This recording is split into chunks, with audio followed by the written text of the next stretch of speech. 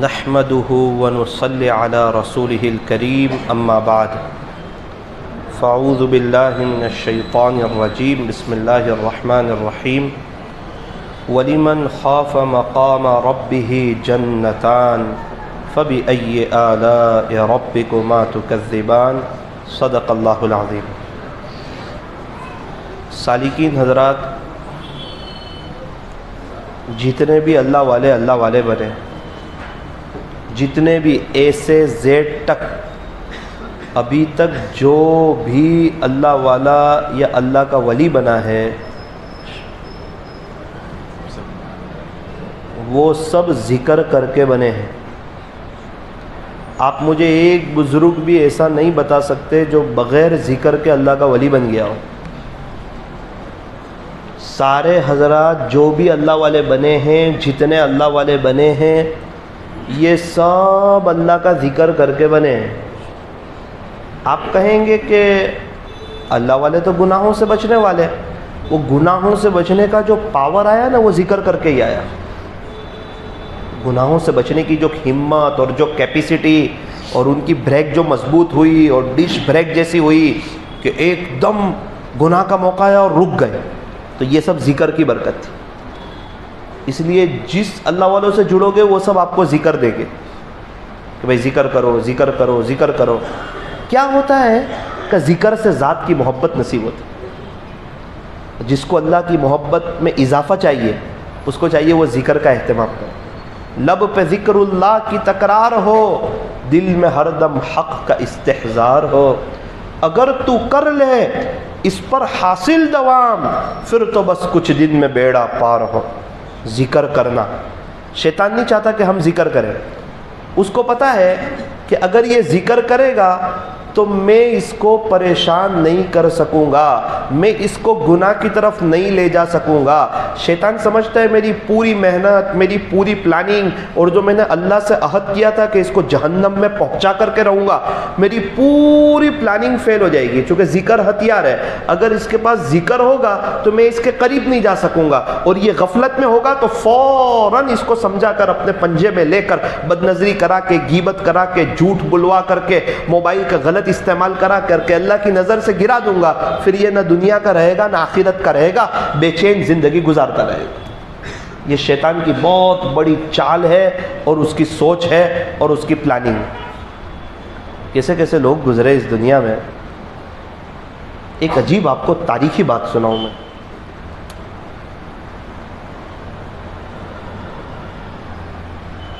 یہ حرمین شریفین جو بنی ہوئی ہے نا، مسجد نبوی شریف اور مسجد حرام مکہ مکرمہ، یہ جس انجینئر نے بنائی، یہ مصر کے تھے، مصر کے محمد کمال اسماعیل۔ ان کی پیدائش 1908 کی ہے۔ بہت اچھے آدمی تھے، اور سب سے کم عمری میں مصر سے سب سے بڑی ڈگری انہوں نے حاصل کی تھی، محمد کمال اسماعیل نے۔ پھر یہ یورپ میں بھی پڑھنے گئے اور کئی ڈگریاں انہوں نے حاصل کی۔ اب حرم شریف کی نئی اعتبار سے تعمیر کرنی تھی، اس کی ڈیزائن کرنی تھی کہ بھئی حرم شریف کو کیسے بنانا ہے اور کون اس کو ڈیزائن کرے، اس کا انجینئر کون، اس کو تعمیر کون کرے۔ تو انہوں نے بہت غور و فکر کر کے، سعودی بادشاہ نے مشورہ کر کے یہ مصر کے محمد کمال اسماعیل کو پسند کیا کہ بھائی آپ مکہ مکرمہ اور مدینہ منورہ دونوں حرم کی ڈیزائن آپ کریں اور اس کی انجینئرنگ آپ کریں، اور تقریباً چیک دے دیا کہ آپ کو جو قیمت لکھنی ہو لکھ دینا۔ اس وقت $100 بلین کے قریب خرچ ہوا تھا۔ یہ بہت پیسہ کما سکتے تھے، بہت کچھ بنا سکتے تھے۔ انہوں نے کہا کہ بھائی جب حرم شریف کا کام ہے اور آپ پوچھ رہے ہیں کہ آپ کی فیس کتنی ہوگی، تو ایک بات سن لینا، میں فیس لینے والا نہیں ہوں، میں فیس لینے والا نہیں ہوں۔ بولے آپ بول رہے ہیں نا چیک پر لکھ کر دو، میں لکھتا ہوں، مجھے کچھ نہیں چاہیے۔ او ہو، اس وقت کے سعودی بادشاہ تعجب میں رہ گئے، کتنی بڑی رقم ملتی، ان کی شاید 7 نسلیں کھا لیتی، اتنی بڑی رقم ملتی۔ کام شروع کیا، بہت غور کیا کہ سعودی یہ حرم شریف میں کون سا ماربل لگایا، تو ان کو یاد آیا کہ بھینس، یونان میں ایک پہاڑ ہے اس ماربل کی تاثیر یہ ہے کہ وہ گرمی میں بھی ٹھنڈا رہتا ہے، گرم نہیں ہوتا. وہ ماربل لگائے تو انہوں نے سفر کیا اور بھیس گئے اور وہ آدھا پہاڑ خرید لیا. اور یہ مکہ مکرمہ آئے تو سارا ماربل آ گیا اور سارا ماربل لگ گیا. اور سعودی کے لوگوں کو اور سعودی کے بادشاہ کو بھی بہت پسند آیا کہ یہ تو گرمی میں بھی گرم ہوتا نہیں اور بہت شاندار. اور یہ پوری دنیا میں صرف 20 یونان میں ہوتا ہے اس کا پہاڑ. بہت سب خوش ہو گئے ماشاءاللہ. 15 سال کا عرصہ گزرا. سعودی بادشاہ نے بلایا محمد کمال اسماعیل کو اور کہا کہ بھائی یہی ماربل ہمیں مسجد نبوی شریف میں بھی لگانا ہے، سیم ماربل. اب انہوں نے کہا کہ یار آدھا پہاڑ تو اپنے نے لے لیا تھا، اب آدھا پہاڑ تو کسی نے بھی لے لیا ہوگا. بولے 15 سال ہو گئے، کہاں سے مل سکتا ہے؟ چلو سفر تو کرتا ہوں. اب سننا، سفر کیا 20 کا اور کہا کہ بھائی میں 15 سال پہلے ماربل لے گیا تھا. وہ کون سا ماربل؟ وہ آپ کا آدھا پہاڑ لے لیا تھا، میں مکہ مکرمہ میں آپ نے بھیجا تھا. ہاں وہ تو بہت پرانی بات ہو گئی، مجھے اور بھی چاہیے ماربل. بولے بھائی وہ تو آدھا پہاڑ تو اسی وقت آپ لے کر گئے اور دوسرا آدمی نے خرید لیا، وہ تو پورا بیچ دیا. سیم ماربل تو ہمارے پاس ہے. ایک دم رونے جیسے ہو گئے، غمگین ہو گئے، بہت تعجب کیا. اس کو کہا کہ یہ ماربل تمہارے پاس کب؟ تو بولے 15 سال پہلے ہی بیچ دیے. کون لے گیا؟ اس کا کوئی ریکارڈ ہے؟ پتا ہے کہ یہ ماربل کون لے گیا؟ تو بولے اس کا تو ابھی بہت مشکل ہے بھائی، بہت پرانا ریکارڈ ہے، اس طرح ملتا. میرا نمبر لکھ لو، کبھی ریکارڈ مل جائے تو مجھے بتانا. اس کے پاس پہنچ کے پوچھوں تو کہ صحیح تو نے کس کام میں استعمال کیا یا وہ ماربل کہاں ہے؟ بولے دوسرے دن میرا فلائٹ تھا سعودی کا، میں نے گھر آتے آتے کہا کہ وہ تو اللہ کے گھر کا کام ہے، اللہ کرے گا. تو اللہ کے نبی کی مسجد ہے، اللہ کے نبی صلی اللہ علیہ وسلم خود پتھر اٹھا کر لاتے تھے اس کو بنانے میں. بہت دل بھی ٹوٹ گیا. شیخ کمال اسماعیل نے کہا میرا فلائٹ تھا سعودی کا، اب اس کی تیاری ہو رہی تھی، فون آیا کہ بھائی ان کا نمبر ملا ہے. میں فوراً کمپنی میں پہنچا اور میں نے کہا بھائی ان کا نمبر دو. کہاں کے تھے؟ تو انہوں نے ایک جملہ ایسا کہا آگے سے کہ شیخ کمال اسماعیل فرماتے ہیں تھوڑی دیر تک تو ایسا لگا کہ میری سانس رک گئی مجھے ایک دم. انہوں نے کہا بھائی تم لے کر گئے مکہ مکرمہ، پھر سعودی کی ایک کمپنی والے آئے اور وہ پورا ماربل سعودی گیا بولے، اور یہ کمپنی کے مینیجر کا نام ہے. انہوں نے فلائٹ لے کے ڈائریکٹ وہاں گئے اس کمپنی کے مینیجر کے پاس، شیخ کمال اسماعیل، اور جا کر کے معلوم کیا. تو بولے کہ یہ تو ہمارا ٹچ کا معاملہ نہیں ہے، ہمارے شیخ سے ملنا پڑے گا. بولے کوئی بات نہیں، شیخ سے ملیں گے. شیخ سے ملاقات کی، ساری بات چیت کی اور کہا کہ آپ کچھ 20 سے یونان کے وہ ماربل لائے تھے آپ؟ تو بولے کون سے ماربل اور کب کے ماربل؟ بولے 15 سال پہلے. بولے ہاں میں لایا تو تھا وہ ماربل، آپ نے کہاں استعمال کیے؟ ابھی تو مجھے یاد نہیں ہے. بولے مینیجر کو بلا کر ابھی پوچھتا ہوں، رکو. آپ مینیجر کو بلایا، بھائی وہ 15 سال پہلے اپنے کسی کام کے لیے ماربل لائے تھے، اس کو اپنے نے کہاں استعمال کیا؟ تو کہا کہ یار شیخ کیا بتائیں، وہ تو ایسے ہی پڑے ہوئے، ہم استعمال کرنا بھول گئے. بہت روئے شیخ کمال اسماعیل، فوٹ فوٹ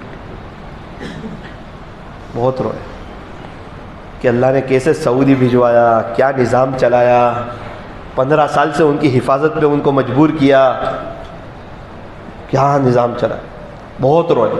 وہ تعجب میں، ماربل ہے اور یہ رو رہے ہیں. بلیک کاٹ دیا، لکھ دو جو رقم لکھنی ہے صرف مجھے دے.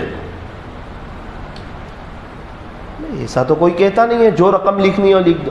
ارے لکھ دو بلیک آن پیپر پہ، آپ کو جتنی رقم چاہیے اتنی لکھ دو، بس مہربانی ہے یہ مجھے دے دو پتھر. ٹھیک ہے. بولے کہاں استعمال کریں گے؟ آپ لکھ دو نا. بولے مسجد نبوی شریف. ہے میں کوئی پیسے لیتا ہوں کیا؟ بولے یہ تو اللہ تعالیٰ نے 15 سال پہلے مجھے بھیجا اور میرے سے حفاظت کروائی، میں نہیں لکھتا بھائی. سعودی بادشاہ کو جواب دینا ہے، جو کرنا ہو کرو، میں تو لکھتا نہیں ہوں. لے جانا ہے لے جاؤ، مسجد نبوی شریف میں لگا دو، حضور کی مسجد میں لگانا ہے نا. اللہ اکبر. اللہ تعالیٰ جب کسی چیز کی حفاظت کرنا چاہتے ہیں اگر اپنے آپ کو پیش کرو گے نا خدا کے سامنے، اللہ میں گناہوں سے بچنا چاہتا ہوں، بچنا چاہتا ہوں، بچنا چاہتا ہوں، اس طرح حفاظت کریں گے کہ سوچ بھی نہیں سکتے. اور ایسا نظام چلائیں گے گیبی. ایک ایسا گیبی نظام چلایا، ایک بندہ ہیرا بننا چاہتا ہے، اللہ اس کے پیچھے اور 15-20 کو لگا دیتا. اگر ایک آدمی اللہ کا ہونا چاہتا ہے، سچے دل سے دعا کر رہا ہے، رو رہا ہے، تڑپ رہا ہے، کہیں وقت ایسا ہوا گناہ کا موقع ہے اور ہمت کر کے بچ کے نکل گیا، اللہ آپ کے فضل سے بچ گیا، آگے بھی بچا لینا. ابھی ایک کر لیتا ہوں، کل سے نہیں کروں گا. او بھائی، وہ گناہ تجھے دوسرے گناہ کی دعوت دے گا، دوسرا تیسرے گناہ کی دعوت دے گا. ایسا تھوڑی ہوتا ہے ایک گناہ کی عادت ہفتے میں ہو تو پھر 6 دن میں ہو جاتی ہے، 6 دن میں ہو تو 5 دن میں ہو جاتی ہے. ایک گناہ دوسرے گناہ کو دعوت دیتا ہے. گناہ کرتے کرتے انسان گنہگار ہو جاتا ہے، خدا کی فہرست میں گنہگاروں میں اس کا نام آ جاتا ہے، خدا کی نظر رحمت سے گر جاتا ہے. پتہ نہیں اللہ کے یہاں اس کا کیا ہوگا. ان کی شادی ہوئی تھی 44 سال کی عمر میں، ایک بچہ پیدا ہوا شیخ کمال اسماعیل کی. بیوی کا انتقال ہو گیا. پھر اس کے بعد پوری زندگی شادی نہیں کی. لکھا ہے کہ فرمایا کہ انہوں نے پوری زندگی اللہ کی یاد میں، اللہ کی عبادت میں اور اللہ کے ذکر میں گزارا. 2008 میں ان کا، لیکن ان کا ایک شوق تھا، وہ خبروں کی دنیا سے بہت دور زندگی گزارنا پسند کرتے تھے. شیخ کمال اسماعیل.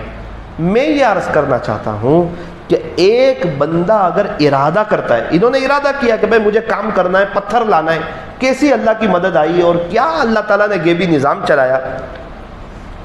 ایک بزرگ کا نام شاید آپ نے سنا ہو، حضرت خواجہ مشکی رحمت اللہ علیہ.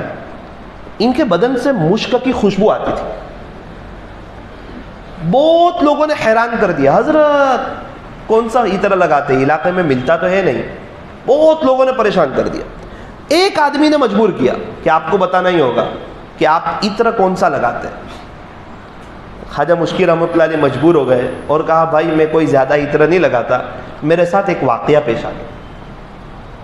کیا واقعہ پیش آیا؟ تو بولے کہ میں ایک گلی سے بار بار گزرتا تھا، تو ایک مرتبہ ایک گلی سے گزر رہا تھا. اب روزانہ میرا گھر کا راستہ وہی. ایک بڑی عمر کی عورت دروازے پر کھڑی تھی. اس نے مجھے کہا حضرت آپ کو ایک بات عرض کرنی ہے، ہمارے گھر میں ایک شخص بیمار ہے، اگر آپ پھونک مار دیں ان کو کچھ پڑھ کے، آپ نیک بندے ہو سکتا ہے اللہ تعالیٰ آپ کی پڑھنے کی برکت سے اللہ ان کو شفا دے دے. حضرت فرماتے ہیں میرے دل میں رحم آ گیا. اچھا. پھر میں کمرے میں گیا، تو جیسے ہی میں گھر میں گیا تو اس نے دروازہ بند کر دیا، وہ بڑی عمر کی عورت نے. اور اس گھر کی جو مالکہ تھی وہ ایک دم نوجوان، وہ میرے سامنے آ گئی اور مجھے کہنے لگی کہ مجھے گناہ کا ارادہ ہے، میں روزانہ آپ کو یہاں سے جاتے دیکھتی تھی.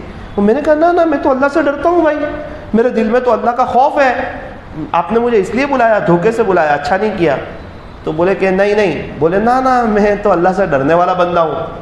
ٹھیک ہے اب میں آپ کو پھنسا دوں گی. بولے وہ ٹائم پہ قاضی کا دور، کیا پھنسا دے گی مجھے، میں نے کیا گناہ کیا؟ بولے میں یوں کہوں گی کہ انہوں نے میرے ساتھ زبردستی زنا کیا. تو قاضی شادی شدہ مرد اگر زنا کرے تو قاضی فیصلہ لکھتا تھا کہ ان کو ایک جگہ لے جاؤ، وہاں ان کو جمع کھڑا کرو اور پتھر مارو تو ان کو سنسار کر دو. اللہ تعالیٰ اتنے ناراض، جو شادی شدہ مرد یا عورت زنا کرے ان کے لیے یہ مسئلہ ہے. اگر اسلامی حکومت ہو، قاضی ہو، تو وہ اللہ کی زمین پہ اس کو رہنے کا حق ہی نہیں ہے. باپ اپنی بیٹی کو غلط کام کرتے دیکھ لے تو باپ برداشت کرے گا، اللہ اپنے بندے بندی کو غلط کام کرتے دیکھ لے تو اللہ برداشت کریں گے. اکثر ان کو قبر میں رکھتے ہی جہنم کا عذاب بھڑک جاتا ہے فوراً. اتنا خطرناک گناہ ہے زنا. شب برات میں بھی اللہ ان کی مغفرت کرتا نہیں. یا تو آپ یہ کام کر لو یا آپ سنسار ہو جاؤ، اب آپ ختم ہو گئے. حضرت بہت ٹینشن میں آ گئے کہ یار اتنا اچھا بھلا تھا، عافیت والی زندگی تھی، پتہ نہیں کیا ہو گیا. اللہ کی طرف متوجہ ہوئے، اللہ میں کیا کروں. اس کو کہا یہاں آپ کے گھر میں کوئی بیت الخلا ہے، مجھے تھوڑا فارغ ہونے کے لیے جانا ہے. اس نے کہا ہاں یہیں ہے. حضرت کہتے میں اندر گیا، کیا کروں میں گناہ سے بچنے کے لیے، اللہ کو ناراض تو نہیں کرنا ہے. دیکھو یہ گناہ کے موقع سامنے آ رہے ہیں اور بچنے کی پلاننگ کر رہے ہیں، اور ہم لوگ گناہ کرنے کی پلاننگ کرتے ہیں. کہاں سے اللہ کی مدد ہے، کتنا فرق ہے. اور میں نے دیکھا ایک جگہ گندگی ہے، اس زمانے میں واش روم میں اتنی سب صفائی، میں نے دیکھا ایک جگہ گندگی ہے، اور میں نے گندگی اٹھائی میرے بدن پہ اور میرے کپڑوں پہ لگا دی، اور یہ صرف اللہ کو راضی کرنے کے لیے لگائی. میں گناہوں سے بچ جاؤں اس لیے لگائی کہ اللہ دیکھ رہا ہے، اگر میں گناہ کروں گا خدا کی نظر سے گر جاؤں. یہ نہیں کہ ابھی کر لوں بعد میں دیکھا جائے گا، توبہ کر لوں گا، نہ نہ نہ نہ نہ، ابھی مر گیا تو کیا میں بتاؤں گا اللہ کا. گندگی لگا دی. کہنے لگے میرے بدن سے بدبو آنے لگی. صاف ستھرے رہنے والے ہیں، کپڑے سے بدبو آنے لگی. اللہ بھی دیکھ رہے ہیں، اللہ کے فرشتے بھی بہت سے یہ نظارہ دیکھ رہے ہیں. میں باہر نکلا نا تو اس نے کہا ارے یہ تو کوئی پاگل آدمی معلوم ہوتا ہے، وہ اس کے بدن پہ تو سب گندگی، ارے اس کو نکالو گھر کے باہر، اس کو نکالو. حضرت فرماتے خادمہ نے دروازہ کھولا، مجھے باہر نکال دیا. اب میرے بدن سے بہت بدبو آ رہی تھی، مجھے اچھا بھی نہیں لگ رہا تھا. میں اللہ کے لیے میں نے کیا تھا. پھر میں قریب میں حمام خانہ تھا، وہاں گیا، میں نے میرے کپڑے نکال کر دھوئے اور میں نے غسل کیا پاکی صافی، اور میں نے وہ کپڑے پہن لیے.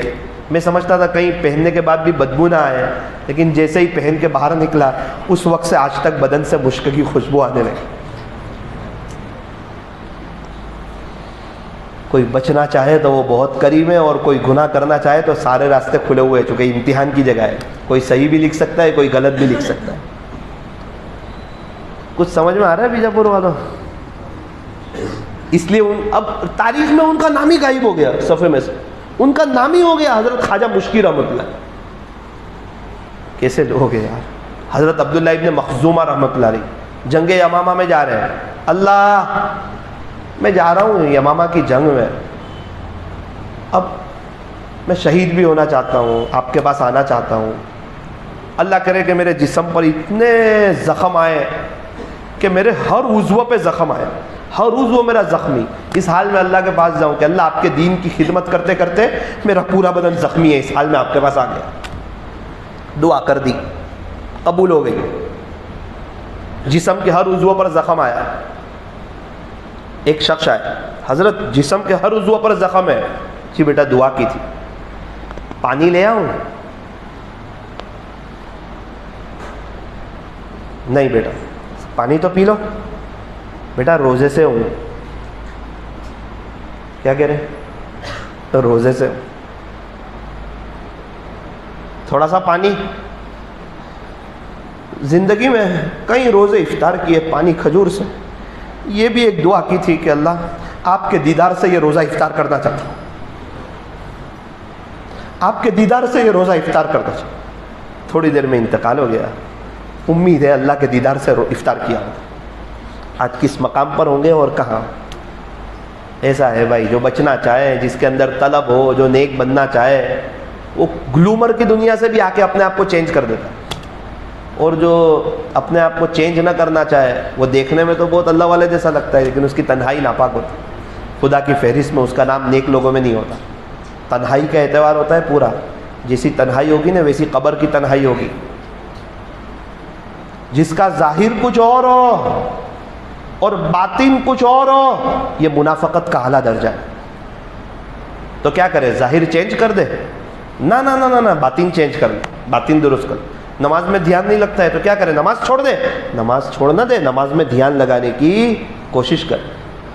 اور جو بھی کام کرے آخری بات اخلاص کے ساتھ اللہ کے لیے.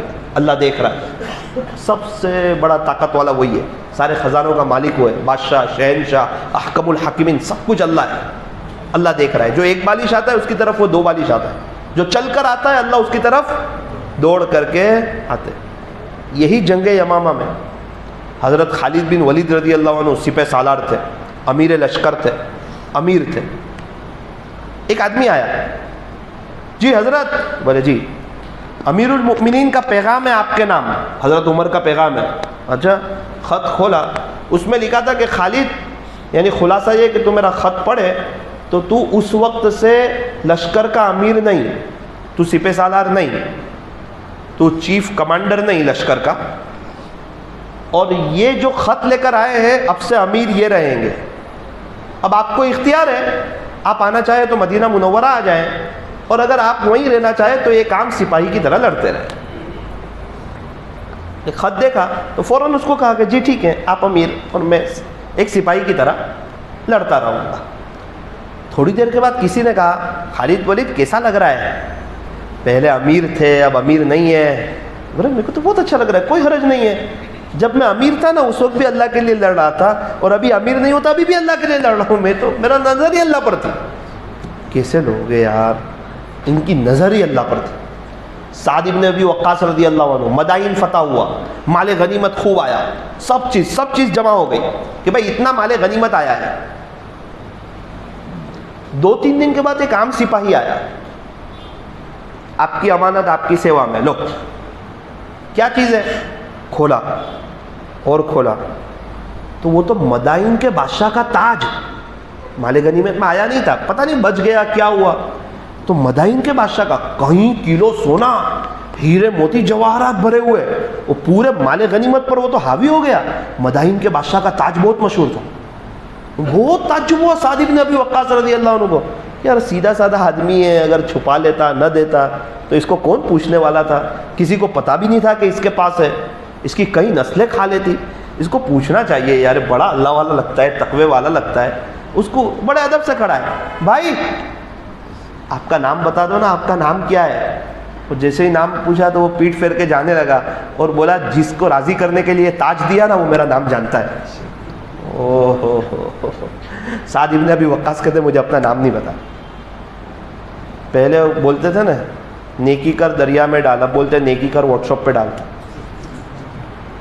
اللہ تعالی ہمیں گناہوں سے بچنے کی توفیق عطا فرمائے. نیت کریں انشاءاللہ گناہوں سے بچیں. کون کون نیت کرتا ہے, اس کے لیے دعا بھی کریں. یہ اللہ تعالیٰ دیکھ رہے ہیں اپنی طلب.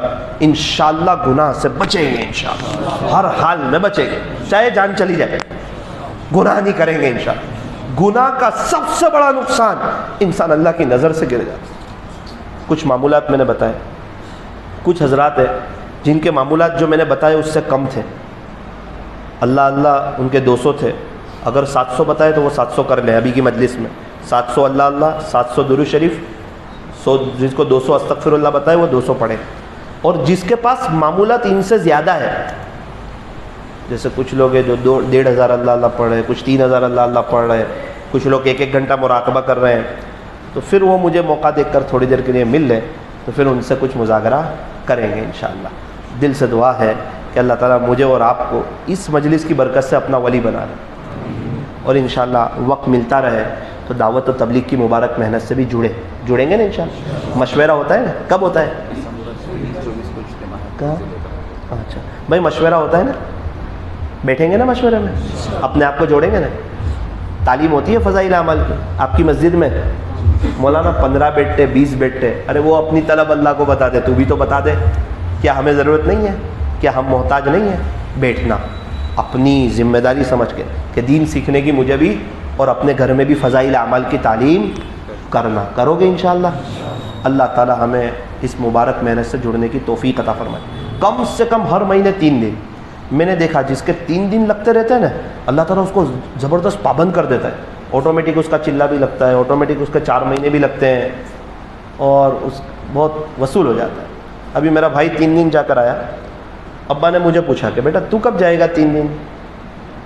اب میں مستقل سفروں میں, ابا بیٹا میں تجھے یوں پوچھتا ہوں کہ تیرے 3 دن تو کب لگائے گا, جب تیرا سامان تو اٹھاوے, تیرا بستر تو بچھاوے, تیرے برتن تو دھوے, تیرے نفس کے اوپر بوجھ پڑے, ایسا سب تو کب کرے گا. تیرے 3 دن تو کب لگائے گا.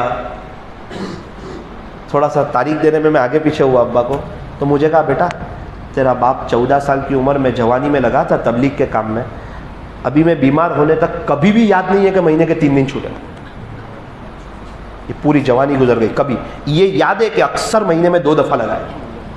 ایسے لوگ ہیں یہ لوگ. ہمارے یہاں بھی ایک رکشہ چلانے والے بیرون گئے تھے, تو ان کی تشکیل میں گیا. وہ 3 بہت غریب آدمی بیچارے, ان کے پاس کھانے کے پیسے نہیں, وہ بیرون میں نام لکھایا تھا. مجھے کہا ان کی تشکیل میں جانا ہے. ان کی باتیں سن کے میں رونے جیسا ہو گیا کہ ان کے تو گھر میں کھانے کے صحیح معنوں میں پیسے نہیں, یہ کہاں سے بیرون جائیں گے. لیکن ان کی تشکیل کرنی تھی, تشکیل کر لی, لیکن میں تھوڑا نا امید ہو گیا. پھر میں چلے میں چلا گیا. وہ پیچھے سے ہمارے امیر صاحب بھی چلے میں آئے. میں نے کہا امیر صاحب وہ 3 آدمی کی تشکیل کی تھی, ان کی تاریخ آ گئی. بولے تینوں گئے.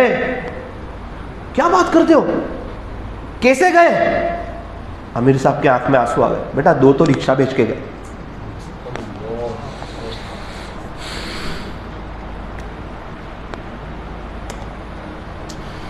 میں آیا چلے میں سے, وہ 4 مہینے میں آئے, ہم نے ان کا استقبال کیا. پھر میں ان سے ملا ایک چاچا سے. میں کہا چاچا آپ رکشہ بیچ کے گئے تھے, ابھی آپ کے گھر کا نظام کیسا چلتا ہے؟ رونے جیسے ہو گئے. بیٹا میری بہت پرانی کھٹارا رکشا تھی، میں بیچ کے گیا، آیا تو پتہ نہیں کچھ لوگوں نے مشورہ کیا ان کو رکشا دلانی چاہیے، میں آیا تو میرے گھر کے باہر نئی رکشا کھڑی تھی۔ اللہ کے نام پہ قربانی دے کے تو دیکھ کیا گیبی نظام کا۔ اور اگر ہم کو نہیں کرنا نا تو اللہ کو ہماری ضرورت نہیں ہے، اور اگر کسی کو کام نہ کرنا ہو نا تو کم سے کم کام کرنے والوں کے عیب مت دیکھنا، ورنہ خدا ہمیشہ کے لیے محروم کر دے گا۔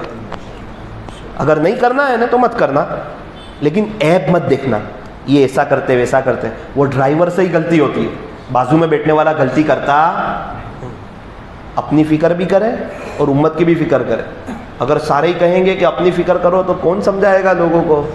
کون محنت کرے گا؟ کون جائے گا بنجر علاقوں میں؟ کون جائے گا؟ جن کو کلمے نہیں آتے ان کے پاس کون جائے گا؟ جس کو نبی کا پتہ نہیں اس کے پاس کون جائے گا؟ محنت کون کرے گا؟ اللہ کا دین زندہ اور راتوں کو اٹھ کے تہجد میں کون روئے گا؟ 40 دن جا کے 40 اشراق، 40 اوابین، 40 تہجد، 4 گھنٹے ایمان اور یقین کا مذاکرہ، ہر نماز کے بعد ایمان اور یقین کا مذاکرہ، کھانے کے آداب، سونے کے آداب، سنتوں کو سیکھنا، نماز کو درست کرنا، رات کو اٹھ کے رونا اللہ میں گنہگار ہوں معاف کر دے، یہ سب کون کرے گا؟ مسجدوں کو آباد کون کرے گا؟ اللہ تعالی ہمیں بڑا دل رکھ کر کے دین کے سارے شعبے کی عظمت کے ساتھ اللہ ہمیں کام کرنے کی توفیق عطا فرمائے۔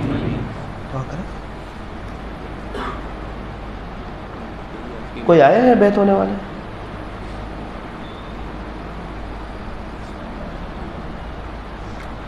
اچھا بھائی ٹھیک ہے، دعا کر لیتے ہیں پھر بعد میں وہ قریب آ جانا چکے۔ الحمدللہ رب العالمین، صلی اللہ علیہ وسلم، لا الہ الا انت سبحانک انا کنا من الظالمین۔ پیارے اللہ، رحیم مولا، کریم آقا، اللہ یہ سالکین اور طالبین کا مجمع ہے، یہ سب آپ سے آپ کو چاہتے ہیں، آپ کی محبت چاہتے ہیں، آپ سے آپ کا عشق چاہتے ہیں، آپ سے آپ کا تعلق چاہتے ہیں، جوانی آپ پر فدا کرنا چاہتے ہیں، گناہوں سے بچنا چاہتے ہیں۔ اللہ، نفس و شیطان سے پریشان ہو چکے ہیں، نفس و شیطان ہمارے بہت بڑے دشمن ہیں، جس طرح آپ نے آسمان کو زمین پر گرنے سے روک لیا، نفس و شیطان کو ہم پر مسلط ہونے سے روک لے۔ اللہ، نہ ہماری آنکھ قابو میں، نہ ہمارے کان قابو میں، نہ ہماری زبان قابو میں، نہ ہمارا دل دماغ قابو میں۔ اللہ، اصل میں ہم ذکر ہی نہیں کرتے، زیادہ ذکر ہی نہیں کرتے، ذکر کی عادت ہی نہیں بنائی، 10 گھنٹے بزنس کرتے ہیں، مال کی اور چیزوں کی اور پیسوں کی تعریفیں کرتے ہیں، لیکن آپ کی تعریف کے لیے، آپ کی قدرت کو بیان کرنے کے لیے، آپ کے دین کی محنت کرنے کے لیے، چھوٹا بن کے دین کا کام کرنے کے لیے، حق کام کرنے کے لیے اللہ ہمارے پاس وقت نہیں ہے۔ اللہ ہمیں دین کے کام کے لیے ہمیں بھی قبول فرما، ہماری نسلوں کو بھی قبول فرما، ہماری اولاد کو بھی قبول فرما، پورے عالم میں آپ کے دین کو زندہ فرما، اس میں اللہ ہمیں بھی حصے کے طور پر، ذریعے اور بہانے کے طور پر اللہ ہمیں بھی دین کے کام کے لیے قبول فرما۔ گناہوں سے ہماری جان چھوڑا، تقوی بھری زندگی عطا فرما، تقوی، زہد، پاک دامنی اور عفت نصیب فرما، ولایت کا اور نسبت کا نور عطا فرما، فنا فی اللہ اور بقا باللہ کے نور سے مشرف فرما، سلوک کی ساری منزلیں خیر و عافیت سے طے فرما، اپنے مقبول اور اپنے محبوب اور اپنے چہیتے اور اپنے لاڈلے بندوں میں شامل فرما،